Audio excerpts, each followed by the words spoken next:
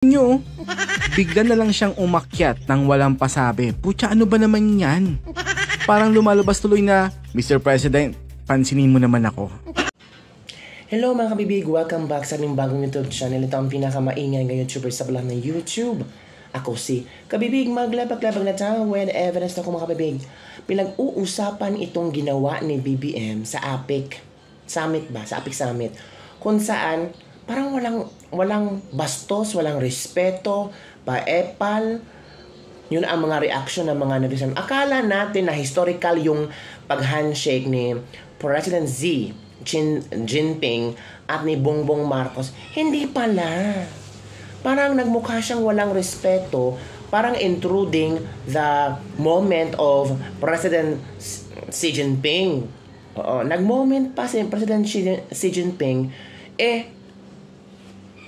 ang ginawa, pumunta kay President Xi Jinping, nagpang-handshake.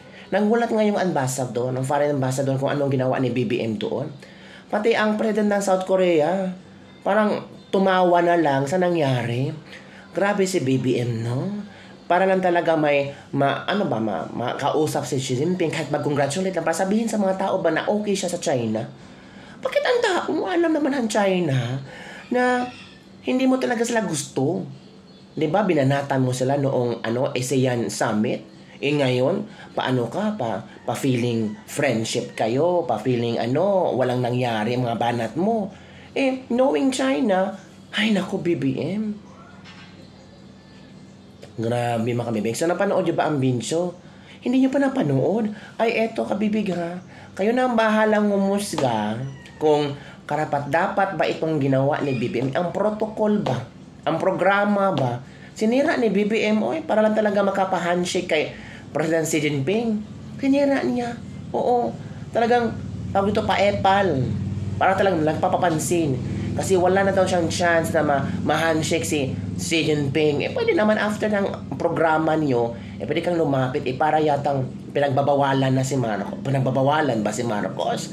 O sobrang mahigpit ang mga tao ni Xi Jinping at hindi siya makakuha ng panahon para maka-handshake kay Xi Jinping. So, nung panahon na, anong tawag dito? Yung nagsabi na i-transfer na yung the next na host ng APEC Summit ay ang China. After doon, nag-speech si Xi Jinping, hala si BBM, gumawa ng eksenadura. Grabe. Ito kabibig, panoorin niyo ang video. Nakita nyo na ba tong video na to mga idols? Akala ko talaga formal yung pakikipagkamay niya kay President Xi Jinping ng China. Pucha, hindi pala. Tingnan nyo, bigla na lang siyang umakyat nang walang pasabi. Pucha, ano ba naman yan? Parang lumalabas tuloy na, Mr. President, pansinin mo naman ako. Anak ng to, ano? Sabi ng mainstream media, makasaysayan daw ang handshake na yan ni BBM kay President Xi Jinping. Oh, come on. Pero guys, sige na nga. Oo na, sige na. Makasaysayan. Kasi yan ang pinaka nakakahiyang handshake sa kasaysayan ng APEC. Alam niyo yung kulang sa pansin lang na bigla kang aakyat ng stage para na makipag-handshake? Ew! Oh my goodness. So guys, may question ako sa mga ululista na troll farm ni Bangagski. Hindi ba kayo nandidiri sa presidenteng sinusuportahan nyo kahit binabayaran kayo? Alam niyo yung ako pa ang nandidiri kahit na hindi ako part ng troll army niya, no? Pusit na yan. Kayo guys, anong masasabi nyo dito? 밝은 미래를 여러 가지 기대합니다. 飞出来那只蝴蝶 어제 저녁 나비가 날아다녔습니다. 李在明 너무나도 总统 아름다운 就说 만찬 你们明年的 장소였습니다. 蝴蝶是不是也可以飞起来啊 대통령님께서 저에게 那么我说 말씀해 주시기를 我希望 내년에 나비를 这只美丽 이렇게 的蝴 아름답게 蝶 날리실 飞到 건가요? 深 라고 圳 질문을 해 最好 주셨습니다. 它能够飞得更 여기에 好 있는 이 아름다운 甚至 나비가 会唱歌 신진까지 谢谢大 날아와서 家 노래까지 하면 좋겠다라고 말씀을 드렸습니다. 감사합니다.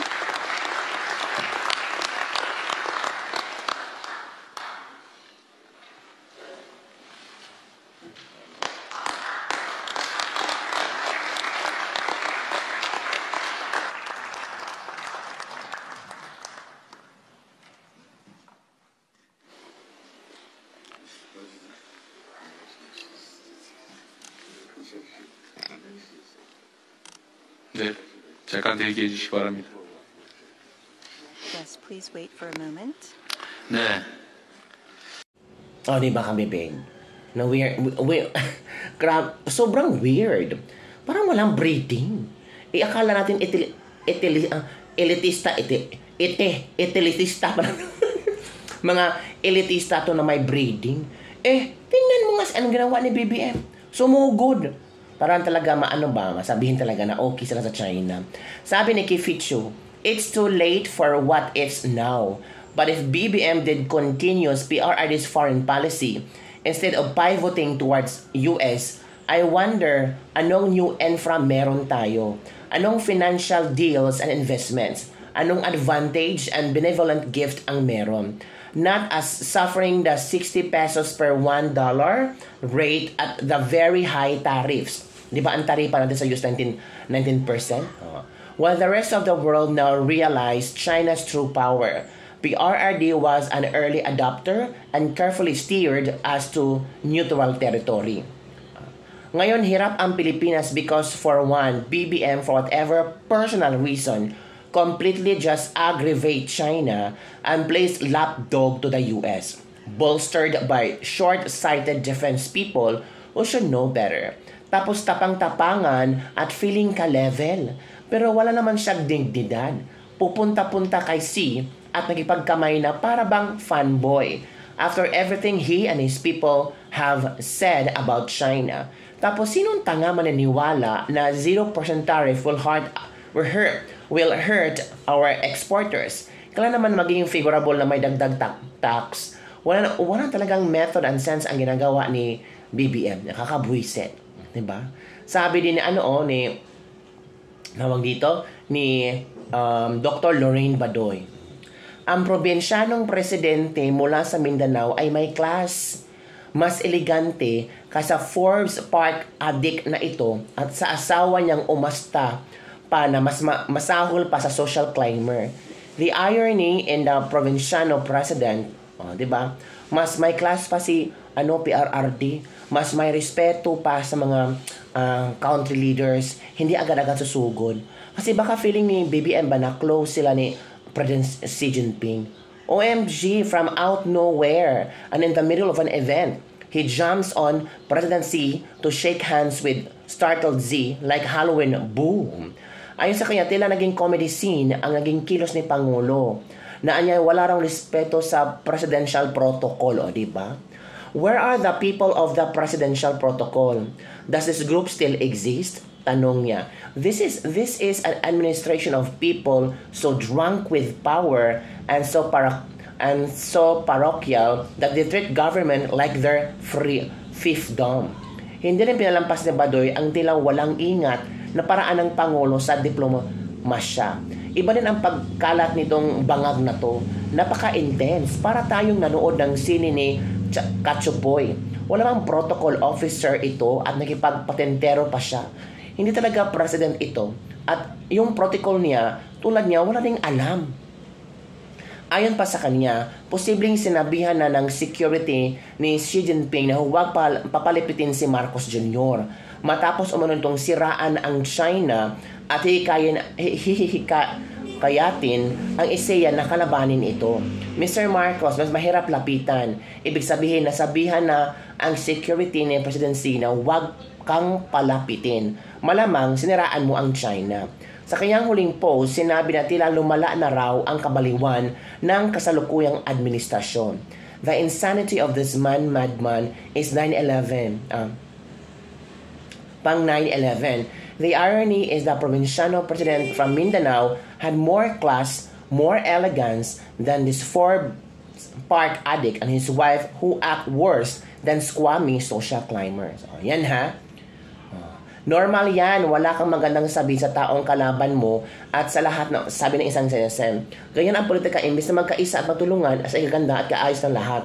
Paano magtulungan kung siya una? Hinikayat niya ang ISEA na kontrahin natin ang China. Yun ba ang pagkakaisa? Hindi ba? What if si Marcos kuha ng mga ilang ASEAN countries na sasama sa kanyang adikain? Ano mangyari? Gulo. Ano ba to? Ay nako, inggit na inggit si BBM. Yun kabibig, yun ang komento ni Atty. Lorraine Badoy. Dr. Lorraine Badoy. O, di ba? Pangit talaga tingnan kabibig. Ewan ko kung sino ba ang nakapag-suggest kay BBM. O, lapitan mo na si President Xi Jinping ha. Mag-congratulate ka after ng kanyang mensahe. O, gawin mo yan. Tapos picturean ka. Tapos ibalita sa Pilipinas sa historical momento na nag-handshake kayo ni Xi Jinping. It means okay ang China at Pilipinas. Okay naman ang China at Pilipinas. Nasa panggobyerno lang talaga.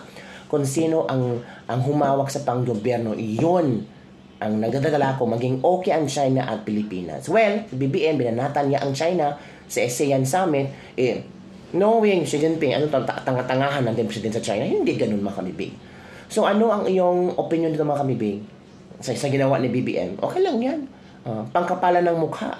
Okay lang yan kabibig kasi BBM, alam niya ang ginagawa niya. Okay, yun ang reaction niyo. Happy kayo, humble president.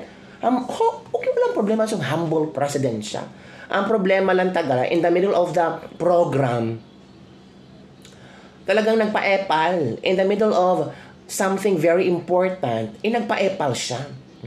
Sumugod. Nag-handshake. Pwede naman niyang gawin yun after ng programa. Hindi makapaghintay. Diba? Ang Korean president, na-shock nga sa gawa ni BBM. Diba, sabi nga ng MC, let us just wait na lang matapos yung kadramahan ni BBM. Ay, nako kabibig, ano nangyari sa Pilipinas? Ano nangyari sa paggobyerno ng Pilipinas? Ay, ang gulo-gulo, mga kabibig. So, nakabibig ang ating latest labag-labag for today. Don't forget to like, subscribe, and share this video. O, tumawang ang presidente ng Korea. Nangyari pa. O, meron bang ibang leader na tumayo? Wala. Kasi only BBM. Only BBM lang tumayo. Diba? Yung ibang leader baka nagtawanan. Yung ibang leader baka, ay, ganun talaga. Ay, totoo, bangang pala yan. Ay, hindi marunong sumunod sa programa. Ano ba yung klaseng presidente sa Pilipinas? Baka ganun ang mga iniisip nila ba? Ano na yan sa Pilipinas? Uy, parang walang delikadesa, walang respeto itong presidente nila. Oh, nagsalita pa nga. Katatapos sila masalita ang presidente ng China, inaccept niya na maging host nila sa APEC Summit. Tapos ito, tumayo. Nagsitayuan ba tayo? Hindi naman na. We are waiting for our chance to congratulate the president of China. Itong isa, nagpa-epal-epal, pabibo. Aside from mambubudol, nagpabibo. Tutoy bibo talaga si BBM. So yun na kabibig. Comment down below and don't forget to like, subscribe, and share this video. Grabe, as in windang na ang mga tao. Super windang. Ay, naku, ewan kabibig ko na. Natatawa na lang talaga ako sa mga action. Tama si Dr. Lorraine Badoy niya. Yung presidential officer, wala bang reaction dito? Wala bang nakapag-advise kay BBM? Ay, nako. Ay, tama ba na hinigpitan ang security ni President Xi Jinping at bawal si BBM na makausap? Halak.